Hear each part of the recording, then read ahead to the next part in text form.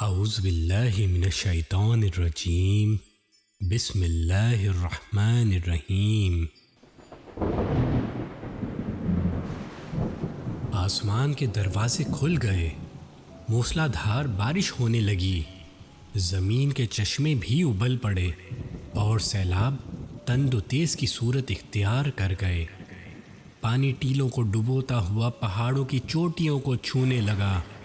یہ دیکھ کر نوح علیہ السلام خود بھی کشتی میں سوار ہو گئے اور جن چیزوں کو ساتھ لینے کا حکم ملا تھا انہیں بھی سوار کر لیا۔ اس کشتی میں انسان، حیوان، چرند پرند اور نباتات سب ذی روح موجود تھے۔ کشتی پانی پر تیرنے لگی، قدرت خود اس کی نگہبانی کر رہی تھی۔ اس کا چلنا اور رکنا امر رب پر موقوف تھا۔ کچھ دیر بعد بارش کے ساتھ ساتھ ہوا چلنے لگی اور پھر ہوا ایک طوفان کی شکل اختیار کر گئی۔ سیلاب کی موجیں کافروں کو لقمہ تر بنا رہی تھیں۔ جھاگ ان کی لاشوں کے لیے کفن کا کام دے رہا تھا۔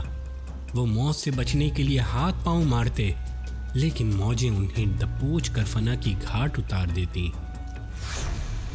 وہ موت سے بچنے کی ہزار کوششیں کرتے، لیکن موت انہیں اپنے آہنی پنجے میں دبوچ لیتی اور ان کی زندگی کا صحیفہ لپیٹ دیتی۔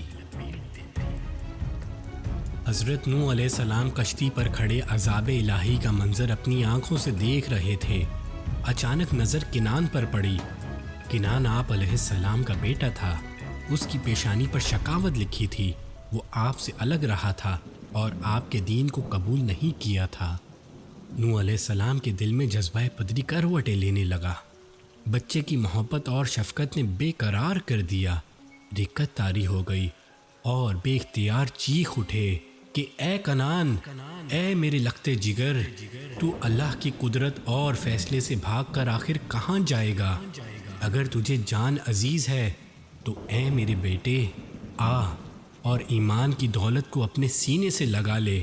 تیری جان بھی بچ جائے گی اور تیری خوشیاں بھی لوٹ آئیں گی۔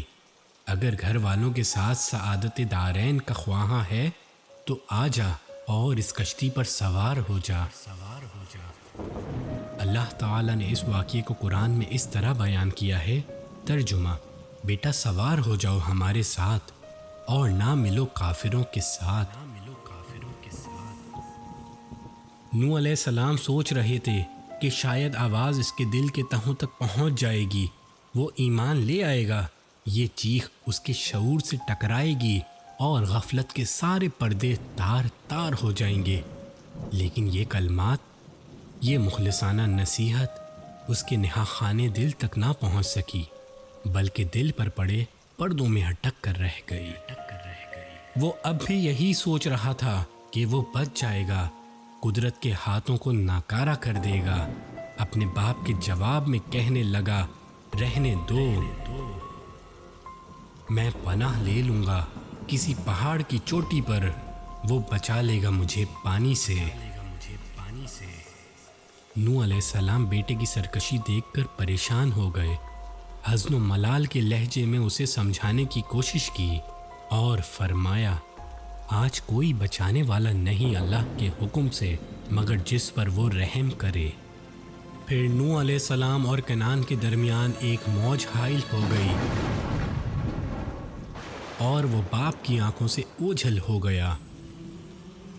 وہ پھر اپنے لختے جگر، نور نظر بیٹے کو نہ دیکھ پائے۔ دل کا شیشہ چور چور ہو گیا۔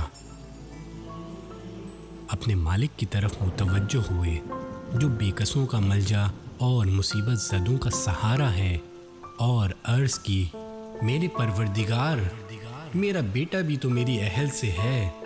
بار الہ تو نے وعدہ فرمایا ہے اور تیرا وعدہ تو سچا ہے کہ تو مجھے اور میرے ایماندار گھر والوں کو بچائے گا۔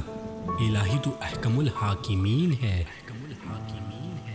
اللہ تعالیٰ نے وحی کی کہ اے نوح، یہ تیرے اہل بیت میں سے نہیں اور نہ تیرے خاندان سے اس کا کوئی تعلق رہا۔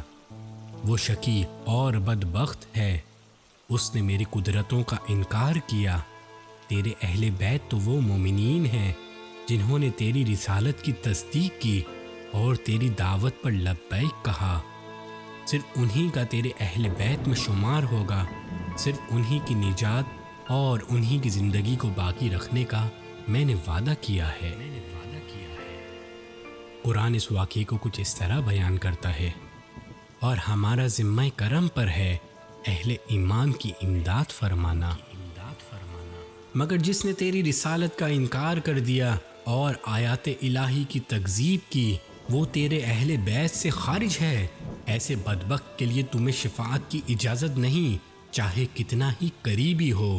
ایسا بدبخت موت کے گھاٹ اترے گا، اس کی زندگی کا چراغ گل ہو جائے گا، وہ چاہے کتنی ہی مضبوط رسی کو تھام لے، کتنی بڑی قوم کا سہارا لے لے، وہ قضا و قدر کے ہاتھوں مجبور عذاب الہی تو چکھ کر ہی رہے گا۔